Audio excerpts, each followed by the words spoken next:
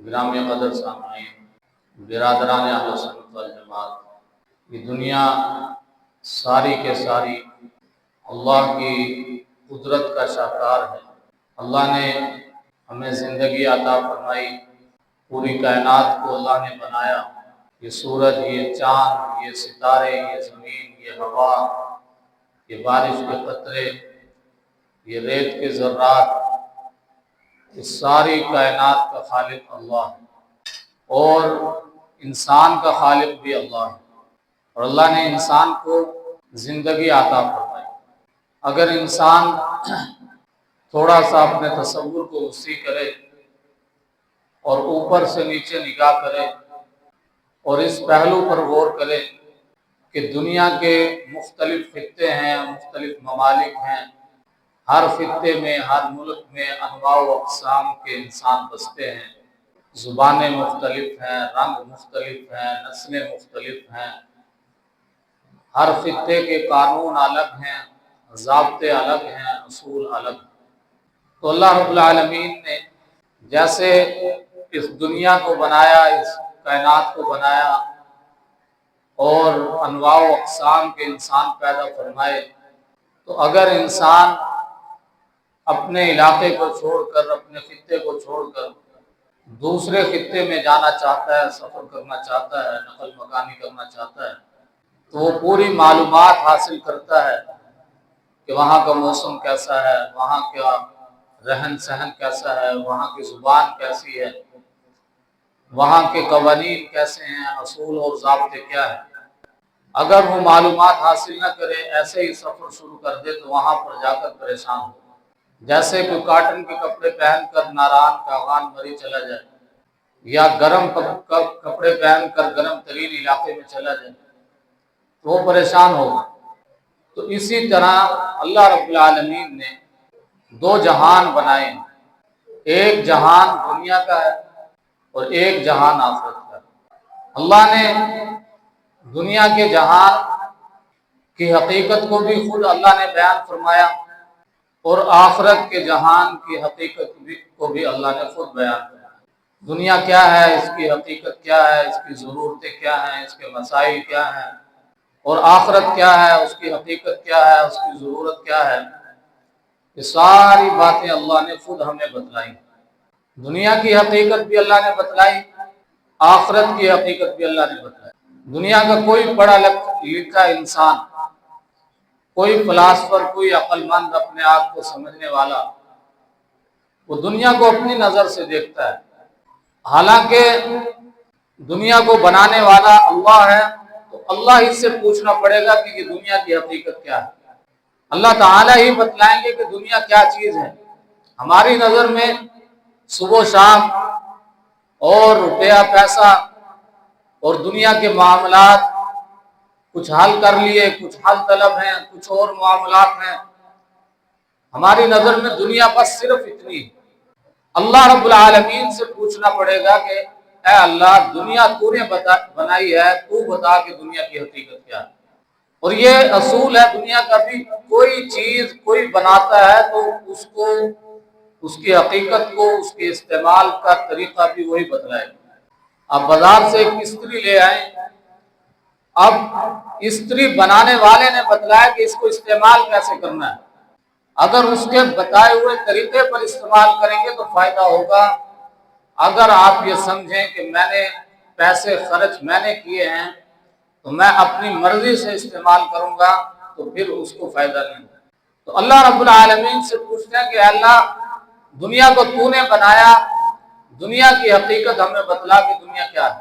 ہماری نظر میں تو دنیا یہی ہے کہ ہم دنیا میں جی لیں اور دنیا کے لیے محنت کریں، دنیا کے مال اسباب کو اکٹھا کریں، اور بیوی بچے ہوں، مکان ہو، گھر ہو، ہماری نظر میں دنیا بس اتنی ہے۔ تو اللہ تعالیٰ نے دنیا کی حقیقت کو سمجھایا، ایک مثال دی، اور خود اللہ نے وہ مثال دی، فرمایا انما مثل الحیات الدنیا کماء انزلناه من السماء فاختلط به نبات الارض فاصبح هشيما تذروه الرياح وكان الله على كل شيء مقتدرا۔ دنیا کی مثال ایسے ہے کہ آسمان سے بارش آئے اور زمین پر پڑے، کسان نے زمین میں بیج ڈالا، بارش اس بیج پر پڑی، اس سے کونپن نکلی، پھر پودا بنا اور فصل لگنا شروع ہو گئی۔ اب کسان اس فصل کو دیکھ کر خوش ہو رہا ہے اور اس کا خون بڑھ رہا ہے۔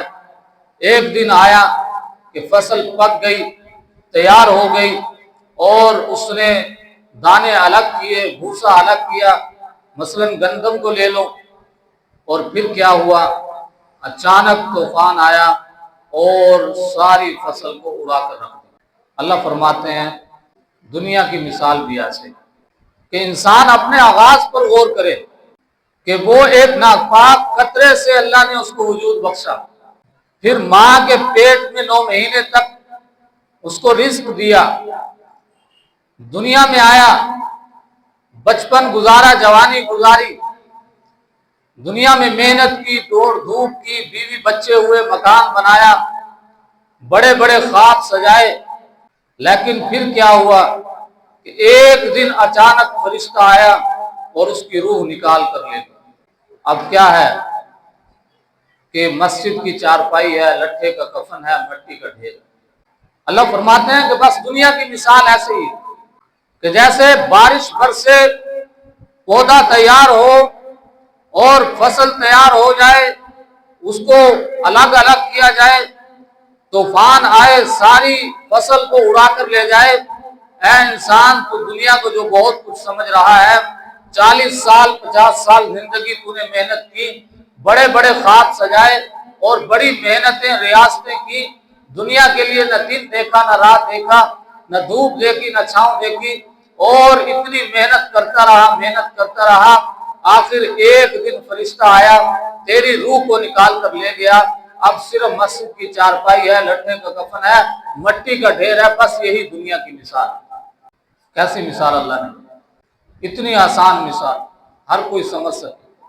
ایک اور آیت شریفہ جس میں اللہ نے اس دنیا کی حقیقت کو سمجھایا، فرمایا المال والبنون زینت الحیات الدنیا، یہ دنیا کیا ہے؟ یہ زینت ہے، زینت، بناؤ سنگھار، آرائش نمائش۔ جیسے ایک گاڑی ہوتی ہے اور پھر اس کے اوپر ڈیکوریشن کی جاتی ہے، ایک مکان ہے، شادی بیاہ کے موقع پر اس پر لائٹنگ کی جاتی ہے، اس کو سجایا جاتا ہے، بناؤ سنگھار کیا جاتا ہے۔ اور یہ بناؤ سنگھار کیا ہمیشہ کے لیے ہوتا ہے یا تھوڑی دیر کے لیے ہوتا ہے؟ اور مزے کی بات یہ ہے کہ دیکھنے والے کی نظر کروڑوں روپے کے اس مکان پر نہیں جاتی، بلکہ اس بناؤ سنگھار پر جاتی ہے جو تھوڑی دیر کے لیے ہوتا ہے، اس زینت پر جاتی ہے جو تھوڑی دیر کے لیے ہوتا ہے۔ ڈسکس بھی اسی کو کیا جاتا ہے کہ کیسا خوبصورت اس نے سجایا ہے مکان، حالانکہ اس کے نیچے کروڑوں روپے کا مکان ہے، اس پر کسی کی نظر نہیں جا رہی۔ تو اللہ نے یہ مثال دے کر سمجھایا کہ دنیا یہ بھی زینت ہے، بناؤ سنگھار ہے۔ جیسے بناؤ سنگھار تھوڑی دیر کے لیے ہوتا ہے، یہ دنیا بھی تھوڑی دیر کی جگہ ہے، اور جیسے توجہ ساری کے ساری بناؤ سنگھار پر ہوتی ہے، ہماری توجہ بھی ساری کے ساری دنیا کے ظاہر پر ہے، دنیا کے بناؤ سنگھار پر ہے۔ ہمیں نظر آتا ہے کہ دنیا بڑی خوبصورت ہے، اور اس کے نیچے جو حقیقت ہے اس کی طرف ہماری نظر نہیں جاتی۔ اللہ نے یہ مثال، ایک اور آیت مبارکہ دنیا کی حقیقت کو اللہ نے سمجھایا، فرمایا اعلموا انما هذه الحیات الدنیا لہو و لعب، کہ دنیا کیا ہے؟ دنیا کھیل ہے اور تماشا ہے۔ دنیا کیا ہے؟ دنیا کھیل ہے اور تماشا ہے۔ کھیل اور ہوتا ہے، تماشا اور ہوتا ہے۔ اس پہلو سے ذرا غور کریں، کھیلنے والے چند لوگ ہوتے ہیں، تماشا دیکھنے والے لاکھوں میں ہوتے ہیں۔ تو اللہ فرما رہے ہیں کہ دنیا کھیل تماشا ہے، یعنی دنیا میں محنت کرنے والے، اپنے ہدف تک پہنچنے والے اور اپنی منزل پر پہنچنے والے بہت تھوڑے سے لوگ ہوتے ہیں، زیادہ لوگ تو کھیل تماشا دیکھنے والے ہوتے ہیں۔ اور پھر کھیل ایک دن کے لیے ہوتا ہے، 1 گھنٹے کے لیے ہوتا ہے، یہ ساری زندگی کے لیے ہوتا ہے۔ فرمایا کہ دنیا کی مثال بھی ایسے ہے کہ جیسے کھیل کا ایک دورانیہ ہوتا ہے، اور بعض اوقات سچویشن ایسی بن جاتی ہے کہ کھیل اچانک ختم ہو جاتا ہے، دنیا بھی یہ ایک دن اسی طرح اچانک ختم ہو جائے۔ اور ملے گا کس سے؟ جیسے کھیلنے والا انعام اس کو ملتا ہے جو میدان کے اندر ہوتا ہے، جو باہر بیٹھ کر تماشا دیکھے اس کو کچھ نہیں ملتا، وہ اس کو صرف شور ملے گا، مٹی ملے گی، اور آخر میں کپڑے جھاڑ کر اٹھ کر چلا جائے گا، اور آخر میں جا کر کہے گا کہ میں نے تو سارا وقت برباد کر دیا۔ کیسی کیسی مثالیں دے کر اللہ تعالیٰ اس دنیا کی حقیقت کو سمجھا رہا کہ دنیا کھیل تماشا ہے، کھیل تھوڑی دیر کے لیے ہوتا ہے، یہ دنیا بھی تھوڑی دیر کے لیے ہے، اور جیسے کھیلنے والے چند لوگ ہوتے ہیں اسی طرح اس دنیا کی حقیقت کو سمجھنے والے اور اپنے ہدف تک پہنچنے والے، اللہ کو راضی کرنے والے یہ چند لوگ ہوتے ہیں، ورنہ باقی سارے تو تماشا دیکھنے والے لوگ۔ ایک اور آیت مبارکہ اللہ نے فرمایا وَمَا هَٰذِهِ الْحَيَاةُ الدُّنْيَا إِلَّا مَتَاعُ الْغُرُورِ، کہ دنیا کیا ہے؟ یہ متاع ہے اور غرور ہے۔ دونوں کو الگ الگ پڑھ لیا جائے یا اکٹھا پڑھ لیا۔ متاع کسے کہا جاتا ہے؟ عربی زبان میں، عربی زبان بڑی کمال کی زبان، اس لیے اس کو ساری زبانوں کا سردار اللہ نے بنایا۔ آخرت کی زبان عربی، پیغمبر کی زبان عربی، ہمارے دین کی زبان عربی، قرآن کی زبان عربی، اس لیے بڑی باکمال زبان۔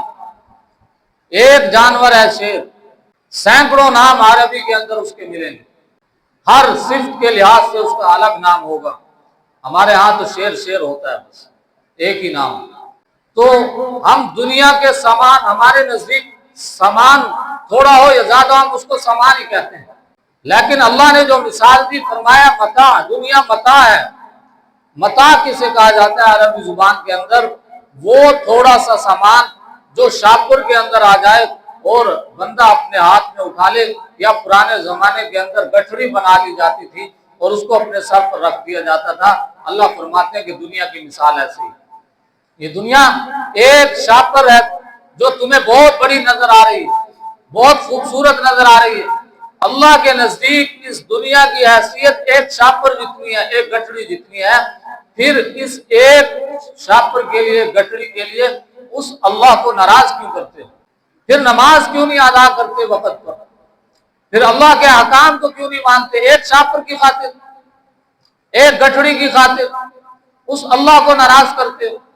کہ جس اللہ نے آپ کو پیدا کیا، آپ کو دنیا کی نعمتیں عطا فرمائیں، اس دنیا کے اندر بھیجا، ایک تھوڑے سے سامان کے لیے، ایک شاپر اور ایک گٹھڑی کے لیے اس اللہ کو ناراض کرتے ہو۔ اللہ کے نظروں میں یہ ساری کے ساری دنیا اور یہ سارا کا سارا مال و دولت، یہ ساری کے ساری چیزیں جو آپ سمجھ رہے ہیں کہ تمہارے کام آنے والی ہیں، مال تمہارے کام آنے والا ہے، بیوی بچے تمہارے کام آنے والے ہیں، اور یہ ساری دنیا کی مال و دولت تمہارے کام آنے والی ہے، کوئی چیز بھی تمہارے کام آنے والی نہیں۔ نہ مال تمہارے کام آنے والا، نہ بیوی بچے تمہارے کام آنے والے، نہ والدین تمہارے کام آنے والے۔ نہیں یقین آتا تو جنازوں کو دیکھ لو، والدہ کا جنازہ قبرستان میں چھوڑ کر آئے، کوئی دنیا کا شیر جوان ایسا دیکھا ہے کہ وہ وہیں پر قبر میں والدہ کے ساتھ بیٹھ جائے کہ آج پہلی رات ہے، میں والدہ کے سرہانے بیٹھتا ہوں؟ کوئی دنیا میں شیر جوان ایسا ہے؟ کتنی پیاری ماں کیوں نہ ہو، وہ ماں جس نے راتوں کو جاگ کر گزارا، بڑی محنتوں کے ساتھ پالا پوسا، لیکن دنیا کیا ہے، کیسا دھوکہ ہے۔ اللہ نے اگلی آیت، اسی آیت میں دوسرا لفظ فرمایا کہ متاع الغرور، یہ دنیا دھوکے کا گھر ہے۔ دھوکہ کسے کہا جاتا ہے؟ کہ دیکھنے میں کچھ نظر آتا ہو، سوچ میں کچھ اور، حقیقت اس کی کچھ اور۔ جیسے سڑک پر دھوپ میں دور سے ایسے نظر آتا ہے کہ پانی، قریب جاؤ تو پانی وانی کچھ نہیں ہوتا، اس کو سراب کہا جاتا ہے۔ تو فرمایا کہ دنیا بھی تمہارے لیے دھوکہ ہے کہ تم سمجھ رہے ہو کہ مال کام آئے گا، بیوی بچے کام آئیں گے، اور یہ دھن دولت ساری یہ تمہارے کام آئے گی، کچھ بھی کام آنے والا نہیں ہے۔ پیاری ماں کو چھوڑ کر قبرستان میں بستر پر آ کر رات گزارے گا، ماں کی قبر میں ایک رات گزارنے کے لیے کوئی شیر جوان تیار نہیں ہو، کچھ کام آنے والا نہیں، چاہے پیارا باپ کیوں نہ ہو۔ کل قیامت کے دن آج ماں باپ اپنی اولاد پر ایک کانٹا برداشت نہیں کرتے، ایک کانٹا برداشت نہیں کرتے۔ اللہ ہمیں سمجھا رہے ہیں کہ دنیا کی حقیقت کیا ہے، دنیا کو ہم نے کیا سمجھ رکھا ہے۔ ایک کانٹا ماں باپ برداشت نہیں کرتے، کل کیا ہوگا؟ یوم یفر المرء من اخیہ وامہ وابیہ وصاحبتہ واخیہ وفصیلتہ التی تؤویہ ومن فی الارض جميعا، کہ اپنے ماں باپ اپنے بیٹے کو چھوڑ کر بھاگیں گے کہ آج میری جان بچ جائے، میرا بیٹا پکڑا جائے، مجھے کوئی فکر نہیں، مجھے کوئی پرواہ نہیں۔ بیٹا کہے گا کہ میری جان بچ جائے، ماں باپ پکڑ میں آ جائے، مجھے کوئی پرواہ نہیں۔ آج دوستوں کے ساتھ وعدے اور وعیدیں کہ ہمارا ساتھ ساری زندگی کا ساتھ ہے، ہر مشکل وقت میں ہم ایک دوسرے کے کام آئیں گے، ایک دوسرے کے ساتھ کھڑے ہوں گے۔ اللہ فرما رہا ہے وصاحبتہ واخیہ، انسان اپنے دوست کو بھی چھوڑ کر بھاگ جائے گا اور اپنے بھائی کو بھی چھوڑ کر بھاگ جائے گا، صرف اسے اپنی فکر ہوگی۔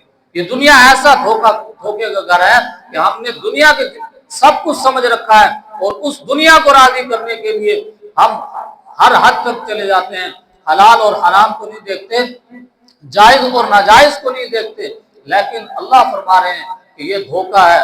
نبی کریم صلی اللہ علیہ وسلم نے اپنے الفاظ میں یوں بیان فرمایا کہ دنیا جو ہے یہ ایک مچھر کا پر ہے، اللہ کے ہاں اس کی کوئی حیثیت نہیں۔ تو میں نے عرض یہ کیا کہ دنیا کی حقیقت کیا ہے، اللہ سے سمجھنی پڑے گی، اس لیے کہ اللہ خالق ہے، اللہ مالک ہے، اللہ نے اس دنیا کو بنایا۔ کوئی پڑھا لکھا انسان، کوئی بڑا فلاسفر اپنی نظر سے اپنی عقل سے اس دنیا کو نہیں سمجھ سکتا، کوئی کتنا سیانہ کیوں نہ ہو، اللہ سے سمجھنا پڑے گا، اس لیے کہ اللہ خالق ہے۔ مشینری کو جو بناتا ہے وہی سمجھاتا ہے کہ میں نے یہ مشینری کیسے بنائی ہے، اس کو استعمال کیسے کرنا ہے۔ تو اللہ نے اس دنیا کو بنایا، اللہ تعالیٰ نے ہمیں اس دنیا کی حقیقت سمجھائی۔ میں نے 4 آیات مبارکہ پڑھی کہ دنیا کی مثال ایسے ہے جیسے بارش آسمان سے اترے اور زمین پر پڑے، پودا نکلے، فصل تیار ہو جائے، پک جائے اور پھر اس کو الگ الگ کیا جائے، اچانک طوفان آتا ہے، ساری فصل کو اڑا دیتا ہے۔ اللہ فرماتے ہیں دنیا کی مثال ایسے ہے کہ انسان پیدا ہوا، بچپن جوانی گزاری، 40 سال 50 سال دنیا کی زندگی گزاری، اچانک ایک دن فرشتہ آیا اور اس کی روح کو نکال کر لے گیا۔ اب صرف اس کے پاس مسجد کی چارپائی ہے، لٹھے کا کفن ہے اور مٹی کا ڈھیر ہے اور قبر ہے اور آخرت ہے اور کچھ نہیں ہے۔ اللہ نے پہلی مثال دے کر دنیا کی حقیقت کو سمجھایا۔ دوسری مثال میں نے یہ عرض کی کہ اللہ نے بتایا کہ دنیا بناؤ سنگھار ہے، زینت کی جگہ ہے۔ بناؤ سنگھار، زینت یہ تھوڑی دیر کے لیے ہوتا ہے اور ساری توجہ بناؤ سنگھار پر ہوتی ہے۔ اسی طرح ہماری ساری توجہ دنیا کے بناؤ سنگھار پر ہے اور یہ بناؤ سنگھار تھوڑی دیر کے لیے ہے، تو یہ دنیا بھی تھوڑی دیر کے لیے ہے۔ تیسری مثال میں نے عرض کی کہ یہ دنیا جو ہے وہ کھیل ہے اور تماشا ہے۔ جیسے کھیل تھوڑی دیر کا ہوتا ہے، یہ دنیا بھی تھوڑی دیر کی ہے۔ کھیل اچانک ختم ہو جاتا ہے، یہ دنیا بھی اچانک ختم ہو جائے گی۔ اور یہ دنیا جو ہے متاع الغرور ہے، دھوکے کا گھر ہے، یہ ایک گٹھڑی ہے، ایک شاپر ہے اور دنیا کی کوئی حقیقت نہیں ہے۔ اب اللہ رب العالمین سے ہم پوچھتے ہیں کہ آخرت کیا ہے؟ دنیا کی حقیقت تو اللہ نے ہمیں سمجھا دی، اب اسی اللہ سے پوچھنا پڑے گا کہ آخرت کیا ہے۔ اب جب آنکھیں بند ہوں گی تو آخرت کا سفر شروع ہو جائے گا۔ آخرت کا سفر کہاں سے شروع ہوگا؟ اپنے بستر سے، اپنے گھر سے، اپنی جگہ پر جہاں انسان بیٹھا ہے وہیں سے اس کا آخرت کا سفر شروع ہو جائے گا۔ اور اللہ تعالیٰ نے آخرت کے سفر کو چند الفاظ میں بیان فرما دیا، کلا اذا بلغت التراقیہ وقیل من راق، کہ جب انسان کے سانس نکلیں گے، روح نکلے گی، تو سانس ناخن سے نکلنا شروع ہوتا ہے، اس لیے کہ انسان اپنی آنکھوں سے دیکھے کہ اس کی روح نکل رہی ہے، اور پھر یہ سانس کہاں پر آ کر اٹک جائے گا؟ اس جگہ پر حلق میں۔ اللہ کا قرآن کہتا ہے کلا اذا بلغت التراق، کہ سانس یہاں پر آ کر اٹک جائے گا اور پھر کیا ہوگا؟ وقیل من راق، کہیں سے آواز آئے گی کہ کسی دم کرنے والے کو بلاؤ، کوئی دم تعویذ کرے، کوئی اللہ توبہ کرے، اس لیے کہ ڈاکٹروں نے جواب دے دیا کہ آپ اس کے بچنے کو کوئی امکان نہیں، آپ کو صرف دعا ہی کام آ سکتی ہے۔ آواز آئے گی، اللہ فرما رہا ہے وقیل من راق، کسی کو بلاؤ جو دم کرے، کوئی پڑھ کر اس پر پھونک مارے۔ وظن انہ الفراق، پاس کھڑے ہونے والا بھی اور جس کی جان نکل رہی ہے وہ بھی، وہ یہ خیال کرے گا، سوچے گا کہ اب آیا جدائی کا وقت، اب آیا جدائی کا وقت۔ کس سے جدائی؟ بیوی بچوں سے، مال و دولت سے، اس مکان سے جو یہ سمجھتا تھا کہ میں نے یہ مکان بنایا ہمیشہ اسی میں رہوں گا، اب اس کو اس مکان سے نکال دیا جائے۔ تو اب اس کو خیال آ رہا ہے کہ اب جدائی کا وقت ہے۔ الی ربک یومئذ المساق، اب اپنے رب کے پاس پہنچنے کا اور اپنے رب سے ملاقات کا وقت ہے۔ اب اس کی آخرت شروع ہو چکی، اب وہ قبر میں گیا، اس کی آخرت شروع ہے، قبر میں پڑا رہے گا قیامت تک، اس کی آخرت ہے، اور قبر سے جب قیامت کے دن نکلے گا یہ اس کی آخرت ہے، اور جب نکلے گا تو اتنی تیزی سے بھاگے گا۔ اللہ نے سمجھایا یوم یخرجون من الاجداث کأنہم صراعا الی نصب یوفضون، کہ جیسے کوئی نشان لگا ہوتا ہے اور ریس لگائی جاتی ہے اور سارے بھاگتے ہیں کہ اس نشان تک کون پہلے پہنچتا ہے، تو قبر سے جب یہ نکلے گا تو اسی طرح ریس لگا کر تیزی سے دوڑے گا۔ اور اللہ نے سمجھایا کہ یہ جو اونچے اونچے پہاڑ تمہیں نظر آ رہے ہیں، کل قیامت کے دن یہ روئی کے دھوئیں کی طرح اور دھوئیں کے بادلوں کی طرح اٹھتے ہوئے نظر آئیں گے، ساری کے ساری زمین کو لپیٹ دیا جائے گا۔ فَلَمْ نُغَادِرْ مِنْهُمْ أَحَدًا وَحَشَرْنَاهُمْ فَلَمْ نُغَادِرْ مِنْهُمْ أَحَدًا، سب کے سب لوگوں کو ایک میدان کے اندر جمع کر دیا جائے گا، کسی ایک کو بھی پیچھے نہیں چھوڑا جائے گا، چاہے وہ گورا ہو یا کالا ہو، دنیا کے کسی خطے کا رہنے والا ہو، عربی ہو یا عجمی ہو، سارے کے سارے انسان اللہ کے سامنے ایک میدان کے اندر جمع کر دیے جائیں گے۔ پھر اللہ رب العالمین ان کے اعمال کے مطابق ان کا فیصلہ کرے گا۔ جن کے اعمال اچھے نکل آئے ان کو اللہ تعالیٰ جنت کے اندر بھیجے گا، اور جن کے اعمال خدا نہ خواستہ اچھے نہ نکلے تو پھر اس پر اللہ کی پکڑ ہوگی، اللہ کا عذاب ہوگا، اور اس کے لیے دوزخ کا عذاب تیار ہوگا۔ تو اللہ نے دنیا کی حقیقت کو بھی سمجھا دیا، آخرت کی حقیقت کو بھی سمجھا دیا۔ اب عقل مند وہ ہے، سیانہ وہ ہے، پڑھا لکھا وہ ہے جو دنیا کی حقیقت کو سمجھے اور اس حقیقت کو سمجھ کر آخرت کا گھر جو دائمی گھر ہے، ہمیشہ رہنے والا ہے، اس میں کامیابی کیسے ملے گی، اس میں فلاح انسان کیسے پائے گا، اور اس میں نجات کیسے پائے گا، اس کے لیے انسان دنیا کے اندر کیا کرتا ہے، کیا کرے کہ آخرت میں اس کی نجات ممکن ہو جائے۔ عقل مند وہ قربان جائے نبی کریم صلی اللہ علیہ وسلم پر اور آپ کے پاک ارشادات پر۔ آپ نے ارشاد فرمایا الکیس من دان نفسہ، کہ عقل مند وہ ہے جو اپنے آپ کو پہچان لے، اپنے آپ کو پہچان لے۔ آج ہم عقل مند اس کو سمجھتے ہیں جس کے گھر میں دانے، جس کے گھر میں مال ہو، کچھ موجود ہو، ہم اس کو عقل مند سمجھتے ہیں۔ نبی کریم صلی اللہ علیہ وسلم نے بتلایا کہ نہیں، عقل مند وہ نہیں ہے، عقل مند وہ ہے جو اپنی حقیقت کو پہچان لے کہ میں کیا چیز ہوں، میں نے کہاں پر جانا ہے، کہاں سے آیا ہوں، اپنے آپ کو پہچان لے۔ والعامل ما بعد اليوم، اور پھر موت کے بعد کے لیے کوئی اعمال کرے، نیک اعمال کرے تاکہ وہ آخرت میں کامیاب ہو جائے۔ جیسے دنیا کے اندر کرنسی ہوتی ہے اور روپیہ پیسہ ہوتا ہے، اور یہ وہیں پر کام آتا ہے جس ملک کی یہ کرنسی ہو۔ اگر پاکستان کی کرنسی کو بیگ میں بھر کر کوئی دوسرے ملک کے اندر چلا جائے اور وہاں اس سے کوئی چیز لینا چاہے تو ایک بھی چیز اس کو اس کرنسی سے نہیں ملے گی۔ تو اسی طرح دنیا کی کرنسیاں ساری کے ساری یہیں رہ جائیں گی۔ آخرت کی کرنسی کیا ہے وہ اللہ نے دو لفظوں کے اندر بتلا دیا، والباقیات الصالحات، نیک اعمال جو ہیں دنیا کے اندر جو کر کے جائے گا یہ آخرت کی کرنسی ہوگی۔ اب ہم جمعہ کی نماز پڑھیں گے، یہ آخرت کی کرنسی ہے۔ جمعہ کا سجدہ ادا کریں گے، یہ آخرت کی کرنسی ہے۔ تلاوت کرتے ہیں، یہ آخرت کی کرنسی ہے۔ جمعہ کے دن درود پاک کثرت سے پڑھا جائے، اگر کوئی درود پاک پڑھتا ہے، یہ آخرت کی کرنسی ہے۔ اللہ نے دنیا میں والدین عطا فرمائے ہیں، بوڑھے ہیں، ان کی خدمت کرتا ہے، یہ آخرت کی کرنسی ہے۔ بندوں کے حقوق ادا کر رہا ہے، اللہ کے حقوق ادا کر رہا ہے، یہ آخرت کی کرنسی ہے، یہی آخرت میں تمہارے کام آنے والی ہے۔ اس لیے نبی کریم صلی اللہ علیہ وسلم نے ارشاد فرمایا کہ عقل مند وہ نہیں ہے کہ جس کے گھر میں دانے ہوں، جس کے گھر میں مال و دولت اسباب موجود ہوں۔ عقل مند وہ ہے جو اپنی حقیقت کو سمجھے اور اپنی حقیقت کو سمجھ کر والعامل ما بعد اليوم، آخرت کی تیاری کریں، آخرت کہ تیاری کرے اور اللہ رب العالمین سے ملاقات کا اس کو شوق پیدا ہو جائے۔ ہمارے استاد محترم تھے، وہ فرمایا کرتے تھے کہ وہ دن کب آئے گا، وہ دن کب آئے گا کہ جس دن میری جان نکلے گی میں اپنے اللہ سے ملاقات کروں۔